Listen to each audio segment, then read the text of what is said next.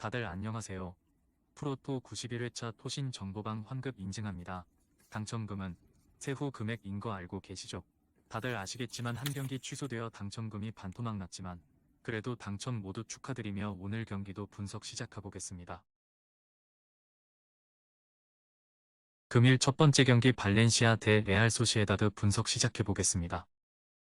소시에다드를 상대로는 실점률을 상당히 잘 줄이는 편이라 발렌시아가 상당히 압박 지향적으로 움직이면서 중원을 거치는 소시에다드의 전진성을 상당히 잘 억제하는 페이스.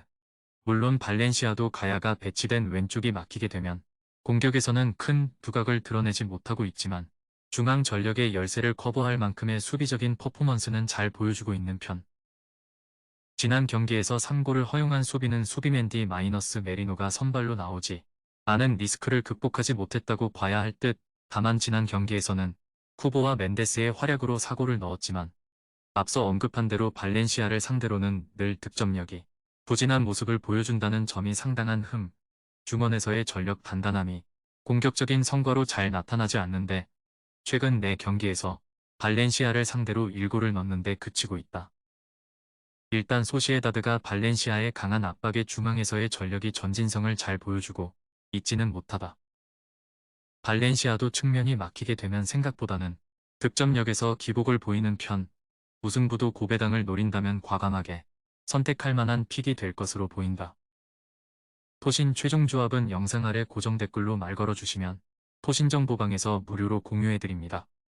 제발 손해보면서 토토하지 말고 다같이 웃으면서 즐겁게 베팅합시다. 함께 하실 분들은 부담 갖지 마시고 편하게 말 걸어주세요. 금일 두 번째 경기 PSV 대 고어헤드 분석 시작해보겠습니다. 리그에서는 상당히 훌륭한 흐름.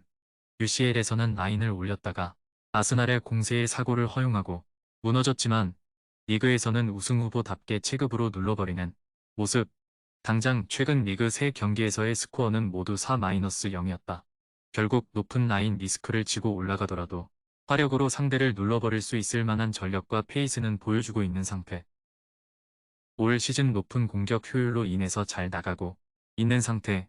하지만 지난 시즌부터 이어진 원정 약세는 상당한 편인데 특히 에이지에게 1-5로 패하는 등 중앙을 잘 쓰는 상위 전력에게는 상당히 약한 모습을 보여주고 있는 편이다. 지난 시즌에도 원정에서 6위 이상의 팀을 상대로는 승리가 없는 등 직선적인 상대를 전반적으로 잘 잡는 편이지 아인트호벤 같은 팀에게는 맞상대가 어렵다. 아인트호벤의 승리를 기대하는 매치. 고어헤드가 상당히 원정에서는 약한 편인데다가 아인트호벤 같은 중원을 잘 쓰는 팀에게는 약한 모습을 보이기도 했던 편. 아인트호벤의 리그 성적도 압도적으로 상당히 라인을 높여서 플레이하는 화력을 과시하고 있는 상황이다. 아인트호벤이 화력을 집중해서 이길 수 있을 것으로 본다. 토신 최종 조합은 영상 아래 고정 댓글로 말 걸어주시면 토신정보방에서 무료로 공유해드립니다. 제발 손해보면서 토토하지 말고 다같이 웃으면서 즐겁게 베팅합시다. 함께 하실 분들은 부담 갖지 마시고 편하게 말 걸어주세요. 금일 세 번째 경기 트벤테 대 비텟의 분석 시작해보겠습니다. 유럽 대항전에서는 조기에 탈락을 했으나 리그에서는 여전히 3위를 차지하고 있는 중. 지난 경기에서는 상당한 공격성의 발바이크에게 덜미를 잡혔으나 주도권을 잃으면 경기력이 불안해지는 비텟에는 상대하기가 쉽다. 홈에서 아약스의 중원과도 맞상대가 가능할 정도로 트벤테가 공을 쥐는 시간이 상당히 긴 편이라 주도권을 가져올 가능성은 높다고 봐야 한다. 4연패 기간 동안 스파르타를 제외한 팀들은 알크마르, 아인트호벤, 발바이크로 상당히 라인을 끌어올리고 호전적으로 운영하는 팀들. 트벤테가 아주 호전성을 보이는 팀은 아니나 공을 쥐는 시간이 길기 때문에 자신들이 주도를 해야 경기가 잘 풀리는 비텟의 입장에서는 상대하기 매우 까다로운 팀들. 특히 수비진 안정화에는 크게 재능이 없는 코코 감독의 단점이 드러날 수 있다. 트벤테의 승리를 유력하게 본다. 홈에서 점유율을 가져오는 대능숙한 편이라 페이스를 잃으면 경기력이 매우 불안해지는 비텟의 약점을 공략할 수 있을 것. 특히 비텟가 상당히 이런 상황에서는 수비가 불안해지는 편이라 트벤테가 득점력도 꽤 살릴 수 있는 상황을 맞이할 것이라고 본다.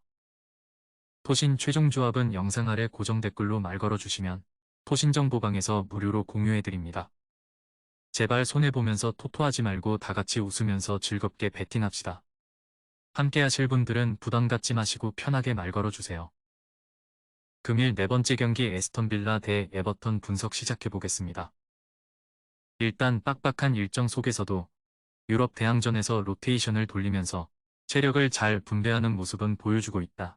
일단 주전들의 비중도 어느 정도 높을 것으로 보이는 상태. 리그에서는 한 수 위의 체급을 가진 리버풀, 뉴캐슬에게는 완전히 밀리는 양상이었지만 그 이외의 팀들을 만났을 때에는 전반적으로 화력을 잘 내뿜는 편. 에버튼도 4-0으로 대파한 전적이 있다.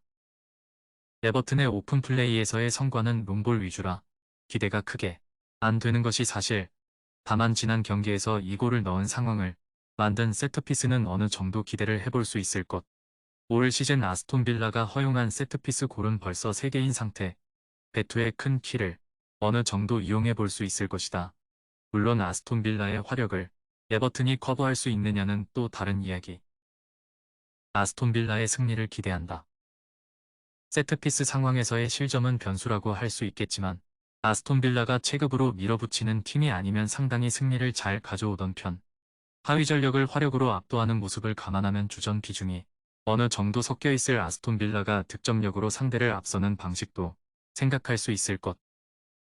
토신 최종 조합은 영상 아래 고정 댓글로 말 걸어주시면 토신 정보방에서 무료로 공유해드립니다. 제발 손해보면서 토토하지 말고 다같이 웃으면서 즐겁게 베팅합시다. 함께 하실 분들은 부담 갖지 마시고 편하게 말 걸어주세요. 금일 5번째 경기 첼시 대 브라이턴 분석 시작해보겠습니다.